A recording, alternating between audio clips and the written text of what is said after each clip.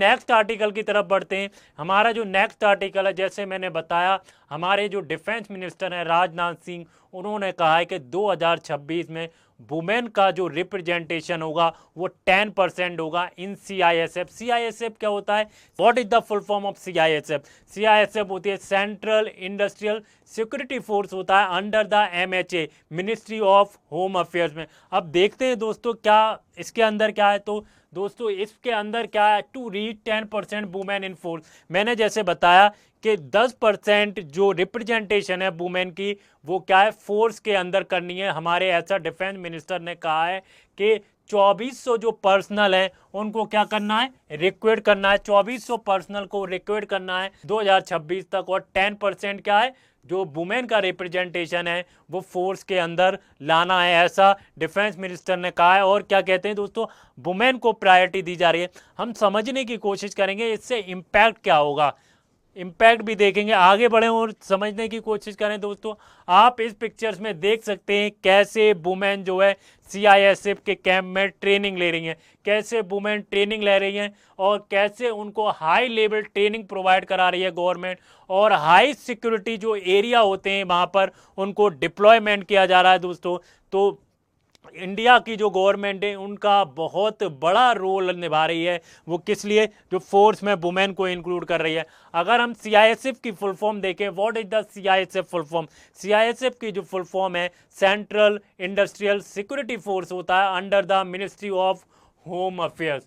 और जो current women जो है दोस्तों CISF में, how many womens are there दोस्तों, 12,491 जो वुमेन है वो CISF के अंदर हैं। अगर हमने बताया दोस्तों जो हमारा टारगेट है वो 10% टारगेट है, 10% representation in women till 2026, till 2026 year 2026 requirement 2400 women plan. 2026 में हमारा प्लान है कि हम 2400 ऑफिसर को 2400 ऑफिसर को क्या करें, रिक्रूट करें। अच्छा, न्यू माइलस्टोन क्या है, व्हाट इज द माइलस्टोन? कि first ever all women command team inducted, first ever all women command inducted. हम जो वुमेन है उनको कहाँ कहाँ डिप्लॉय कर रहे हैं, हाँ उन्होंने ट्रेनिंग ले ली, हमने इंडक्ट कर लिया फोर्स के अंदर। डिप्लॉयमेंट कहाँ कहाँ हो रहा है दोस्तों, एयरपोर्ट पर हो रहा है, और वाइटल एंड सेंसिटिव इंस्टॉलेशन है, सेंसिटिव जोन हो गए। ये कैसे हो गए दोस्तों, जो न्यूक्लियर प्लांट हो गए, रिफाइनरीज हो गई, और जो मेट्रो हो गए, वहां पे क्या किया जा रहा है, उनको डिप्लॉय किया जा रहा है, वुमेन को ट्रेन किया जाता है हाई सिक्योरिटी जो ड्यूटीज हैं उसके लिए। आगे बढ़ते हैं और देखते हैं सिग्निफिकेंस क्या है, what is the significance of women. तो इससे क्या होगा दोस्तों, जो सिक्योरिटी फोर्सेस हैं उसमें क्या होगा, इस जेंडर डाइवर्सिटी आएगी। पहले क्या होता था दोस्तों, ज़्यादातर क्या होता था, वो मेल को रिक्रूट किया जाता था, एक जेंडर डाइवर्सिटी नहीं थी, वुमेन का परसेंटेज बहुत कम था, अब भी कम है, अभी 10% तक क्या है फोर्स में वुमेन का रिक्रूटमेंट नहीं हो रहा है। लेकिन इससे क्या होगा, जेंडर डाइवर्सिटी आएगी। और जो वुमेन का रोल है कहाँ कहाँ दोस्तों, जो क्रिटिकल इंफ्रास्ट्रक्चर हो गया, जो इंफ्रास्ट्रक्चर प्रोटेक्शन और इंटरनल सिक्योरिटी में क्या होगा, उनका जो रोल है वो बूस्ट होगा। अगर हम दोस्तों ऑपरेशनल फ्लेक्सिबिलिटी की बात करें CISF में, ऑपरेशनल फ्लेक्सिबिलिटी का क्या मतलब है, ऑपरेशन फ्लेक्सिबिलिटी का क्या मतलब होता है दोस्तों, जो ऑपरेशन होगा वो फ्लेक्सिबल होगा, तो उससे होगा फ्लेक्सिबिलिटी क्या होगी, वो इनहांस करेगी। और ये एक कदम है women empowerment in arm forces, और ये एक कदम है women empowerment in arm forces. ये topic GS paper 2, GS paper 3 और ऐसे के लिए बहुत इंपॉर्टेंट। आगे जो हमारा आर्टिकल है दोस्तों, अगला जो आर्टिकल है वो है कि DRDO ने क्या किया है, मैडन टेस्ट किया है integrated air defence weapon system. अब हम समझने की कोशिश करेंगे integrated air defence weapon system क्या है, इसके फीचर्स क्या हैं, इसकी रेंज कितनी होती है और इसको कहां पर टेस्ट किया गया है वो समझने की कोशिश करेंगे। तो ये जो टेस्ट हुआ है दोस्तों integrated air defence weapon system को कहां पर टेस्ट किया गया है दोस्तों, चांदीपुर जो उड़ीसा है वहां पर उसको क्या किया गया है, कल वहां पर उसको क्या किया गया, टेस्ट किया गया और ये सक्सेसफुली टेस्ट हुआ है, फेल्ड नहीं हुआ है। और ये जो टेस्ट हुआ है इसको सक्सेसफुली किया गया है। और डिफेंस रिसर्च एंड डेवलपमेंट जो ऑर्गेनाइजेशन है DRDO, वो क्या है, डिफेंस के लिए एक नोडल एजेंसी है under the defence ministry. DRDO किस में आती है दोस्तों, डिफेंस मिनिस्ट्री में आती है। Maiden flight test conducted off Orissa coast, objective क्या है इसका, what is the objective, strengthen क्या होगा दोस्तों, strengthen the India's multi layer defence capability, strengthen India's multi layer defence capability. आगे बढ़े, आप दोस्तों देख सकते हैं ये जो हमारी जो है integrated air defence weapon system को आप इस पिक्चर्स में देख सकते हैं। तो दोस्तों ये जो एरिया होता है ये वेपन सिस्टम है पूरा, और इसके थ्रू क्या जाता है, ये रॉकेट जाती है। और ये जो रॉकेट होता है जो मल्टी लेयर शील्ड होती है, इसमें क्या मल्टी लेयर शील्ड होती है। आगे हम देखते हैं दोस्तों what is integrated air defence weapon system, होता क्या है इंटीग्रेटेड एयर डिफेंस सिस्टम, होता क्या है दोस्तों।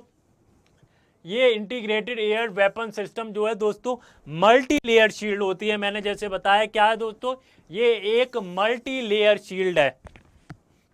क्या है, मल्टी लेयर शील्ड। और क्या है दोस्तों, क्विक रिस्पॉन्स। और ये जो होता है दोस्तों QRSM होता है, quick response surface to air missile. क्या है, सरफेस टू एयर मिसाइल होती है। आप देख सकते हैं यहां से सरफेस से लॉन्च होगी और एयर में जाएगी, तो क्विक रिस्पॉन्स होता है इसका। क्या होता है, क्विक रिस्पॉन्स। और दोस्तों BS हॉर्डास का मतलब क्या होता है, ये very short range air defence system है। ये जो सिस्टम है दोस्तों very short range air defence system है। अगर हम डायरेक्टेड एनर्जी वेपन की बात करें, ड्यू की बात करें, डायरेक्ट एनर्जी वेपन की बात करें दोस्तों, हाई पावर लेजर वेपन होता है। इसके अंदर जो होता है हाई पावर लेजर वेपन होता है दोस्तों। और जो ऑल कंट्रोल किसके द्वारा किया जाता है, सेंट्रल कमांड के द्वारा। और कंट्रोल सेंटर जो डेवलप किया है बाय द DRDO। किसने डेवलप किया है, DRDO ने डेवलप किया है। टेस्ट क्या है दोस्तों, क्या क्या टेस्ट में हुआ, ये साइमल्टेनियस टारगेट थे। क्या कहते हैं दोस्तों, हाई स्पीड जो UAV होता है, एक फिक्स जो हाई स्पीड UAV होता है जो बिल्कुल फिक्स होता है। और मल्टीकॉप्टर क्या होता है, ड्रोन होता है। और अनदर होता है UAV, अनदर क्या होता है दोस्तों, UAV टारगेट होता है।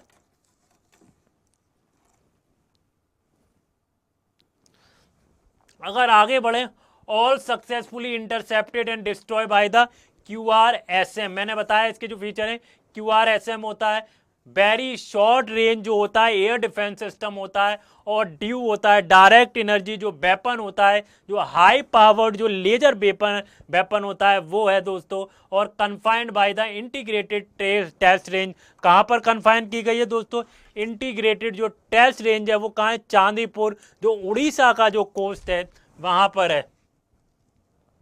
अच्छा, सिग्निफिकेंस क्या है, व्हाट इज द सिग्निफिकेंस दोस्तों, ये जो है दोस्तों indigenous multi layer defence system है। क्या है, indigenous multi layer defence capability है, indigenous multi layer defence capability. ये जो दोस्तों एयर डिफेंस सिस्टम है, एयर डिफेंस वेपन सिस्टम है, वो इंडिजीनियस है। और दूसरा दोस्तों सिग्निफिकेंस क्या है दोस्तों, जो हमारा क्रिटिकल इंफ्रास्ट्रक्चर है उसको प्रोटेक्ट करेगा। किस किस चीज़ से, इनेमी के जो ड्रोन्स होते हैं उससे, एयरक्राफ्ट से, और UAV से हमें क्या करेगा, प्रोटेक्ट करेगा। और दोस्तों ये integration missile plus laser based duo है। मैंने जैसे बताया था दोस्तों, बूस्ट किसको कर रहा है दोस्तों, ये बूस्ट कर रहा है सेल्फ रिलायंस को अंडर द आत्मनिर्भर भारत। ये बूस्ट करेगा सेल्फ रिलायंस को, इनहांस क्रेडिबिलिटी बढ़ाएगा DRDO की और आर्म फोर्सेस की। ये जो दोस्तों क्रेडिबिलिटी बढ़ाएगा और आर्म फोर्सेस की। अब हम दोस्तों समझने की कोशिश करते हैं कि लीडर्स का क्या रिएक्शन है। हमारे जो डिफेंस मिनिस्टर है राजनाथ सिंह, उनका क्या रिएक्शन है। उन्होंने कहा है कि इंडिया ने मल्टी लेयर जो डिफेंस सिस्टम है उसको इस्टेब्लिश किया है और स्ट्रेंथन किया है protection vital facilities. Doctor Sameer V Kamat क्या है, DRDO के जो चेयरमैन है, कॉन्ग्रेचुलेटेड साइंटिस्ट, आर्म फोर्सेस और जो इंडस्ट्रीज पार्टनर है उनको कॉन्ग्रेचुलेट किया है। आगे बढ़ें, क्या चीफ मिनिस्टर को और प्राइम मिनिस्टर को जेल से सरकार चलानी चाहिए?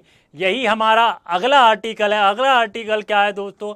अगला आर्टिकल है 130 constitutional amendment bill banks on power of arrest. आपको जैसे पता होगा, हमारे जो यूनियन होम मिनिस्टर हैं अमित शाह जी, उन्होंने क्या है पार्लियामेंट में एक बिल प्रेजेंट किया। बिल क्या था दोस्तों? 130th कॉन्स्टिट्यूशनल अमेंडमेंट बिल था, जिसके प्रोविजन क्या थे? What are the provision? तो उसके क्या प्रोविजन थे दोस्तों? अगर कोई भी प्राइम मिनिस्टर हो, चीफ मिनिस्टर हो या मिनिस्टर हो, उसको सीरियस क्राइम या क्रिमिनल केसेस में उसको अरेस्ट किया जाता है। और इम्प्रिजमेंट ऑफेंस के कितने चार्जेज हो दोस्तों? 5 साल से इम्प्रिजमेंट ऑफेंस के चार्जेज हो। तो क्या है, अगर वो 30 दिन तक कॉन्टिन्यूअस जेल में रहता है तो उसको अपना जो पद उसको छोड़ना पड़ेगा, अपनी पोस्ट से वो रिमूव किया जाएगा। रिमूव किसके द्वारा किया जाएगा? प्राइम मिनिस्टर, प्रेसिडेंट के द्वारा किया जाएगा। और जो चीफ मिनिस्टर हैं दोस्तों, वो गवर्नर के द्वारा किया जाएगा। तो हमारा क्या है article? Amit Shah introduce 130th amendment bill aim prevent minister, PM, CM minister from the continuing office of the arrested for serious crime. Triggered क्या है दोस्तों? Recent arrest of the sitting CM Delhi Arvind Kejriwal and debates governance from the jail. जो Arvind Kejriwal jail में गए थे तो एक debate बहुत ज़्यादा पिक्चर में आई थी, क्या चीफ मिनिस्टर को जेल से सरकार चलानी चाहिए या नहीं चलानी चाहिए। आगे बढ़ें। की प्रोविजन मैंने बताया, मान लीजिए मिनिस्टर हुए, चीफ मिनिस्टर हुए या प्राइम मिनिस्टर हुए, सीरियस क्राइम में क्या कहते हैं उन्हें अगर जेल होती है और ऑफेंस का टाइम जो चार्जेज होंगे अगर इम्प्रिजमेंट ऑफेंस के अगर 5 साल से ज़्यादा हैं और 30 दिन तक लगातार वो क्या करते हैं जेल में रहते हैं, तो दोस्तों उनको क्या है अपने पद से रिमूव किया जाएगा। चीफ मिनिस्टर के पोस्ट से रिमूव किया जाएगा, प्राइम मिनिस्टर के पोस्ट से रिमूव किया जाएगा। Prime minister is removed by the president and chief minister is removed by the governor. Remains custody for 30 days. They lose office automatically on the 31st day और on the order of the president and governor। ये apply किस पे होगा? PM, CM और minister पे। Arrested and detain custody under the law for the time being. No clarity who can arrest and under which law. No clarity who can arrest and under which law आगे बढ़ें। Concern क्या है दोस्तों? Concern क्या है? जैसा मैंने बताया दोस्तों, अपोजिशन का क्या कहना है? अपोजिशन का कहना है ये बिल, एक तो बिल अनकॉन्स्टिट्यूशनल है और दूसरा ये अपोजिशन को टारगेट करने के लिए। लीजिए अपोजिशन का लीडर है, उसको अरेस्ट कर लिया जाता है सीरियस क्राइम में और क्या है 30 दिन तक जेल में रखा जाता है, उसको बेल भी नहीं मिलती है। तो क्या होगा? वो चीफ मिनिस्टर को रिमूव कर दिया जाएगा। ये अपोजिशन पार्टीज को ख़त्म करने के लिए, अपोजिशन की सरकार को गिराने के लिए ये कानून लाया गया है। ऐसा कौन कह रहा है? ऐसा अपोजिशन पार्टीज कह रही हैं। अनकॉन्स्टिट्यूशनल को टॉपल द इलेक्टेड गवर्नमेंट। जो इलेक्टेड गवर्नमेंट है उसको रिमूव करने के लिए लाया गया है। पॉलिटाइजेशन रिस्क क्या है दोस्तों? पॉलिटाइजेशन रिस्क है, मान लीजिए कोई भी अपोजिशन पार्टी होगी उसको क्या करा जाएगा? अरेस्ट कर लिया जाएगा और ये एक टूल बन जाएगा हैरेसमेंट का, a tool for harassment. No safeguard against the motivated arrest. No safeguard on the motivated arrest. अगर हम दोस्तों सुप्रीम कोर्ट का स्टैंड देखें अरेस्ट पे, तो बहुत सारे केसेस हुए हैं अरेस्ट के ऊपर। अगर हम Arnesh Kumar versus state of Bihar की बात करें तो क्या कहता है सुप्रीम कोर्ट? अरेस्ट क्या लाता है? ह्यूमिलेशन लाता है। Law makers know it, power not equal to necessity. Power not equal to necessity होता है। अगर आपके पास पावर है तो ये नेसेसरी नहीं है कि उसको अपने जो अपोजिशन है उनको जेल में भेजा जाए। Jogendra Kumar versus state of UP 1994। No arrest just because is lawful. No arrest just because is lawful. Liberty deprivation is serious. अगर किसी की लिबर्टी छीनी जाती है तो वो सीरियस है। अगर अरेस्ट जब तक नहीं होना चाहिए जब तक वो लॉफुल ना हो।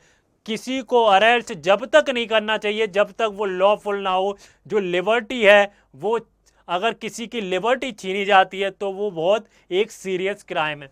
अगर हम आगे देखें अर्नब गोस्वामी वर्सेस केसेस, तो दोस्तों क्या करने की ज़रूरत है, जो बैलेंस करने की ज़रूरत है इन्फोर्समेंट वर्सेस हैरेसमेंट में। हमें बैलेंस करने की ज़रूरत है इन्फोर्समेंट वर्सेस हैरेसमेंट में। अगर एससी जज उज्जवल भुजबल 2024 का केस की बात करें, power to arrest not equal to need to arrest, power to arrest not equal to need to arrest. तो दोस्तों ये थे हमारे आर्टिकल। अगर आपको पसंद आए हो तो प्लीज़ लाइक करें, शेयर करें और कमेंट में ज़रूर बताएं आपको हमारा वीडियो कैसा लगा। और दोस्तों पढ़ते रहिए, stay happy, stay motivated and stay learning. Thank you guys.